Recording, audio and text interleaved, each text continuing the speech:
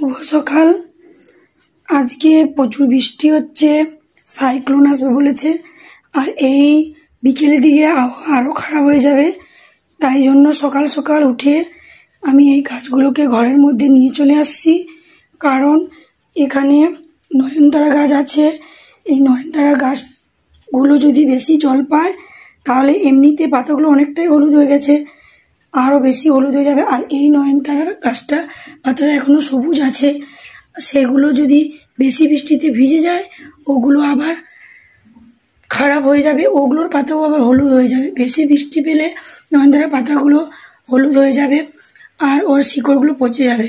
তাই এই গাছগুলোকে আমি ঘরের মধ্যে নিয়ে চলে আসছি। আর এই যে গরম গেল, গরমের মধ্যেও কতগুলো গোলাপ হয়েছে দেখুন বন্ধুরা। গরমে সাধারণত গোলাপ হয় না, কিন্তু এই গোলাপটা অনেকগুলো হয়েছে, একসঙ্গে 8টা 10টা গোলাপ হয়েছে।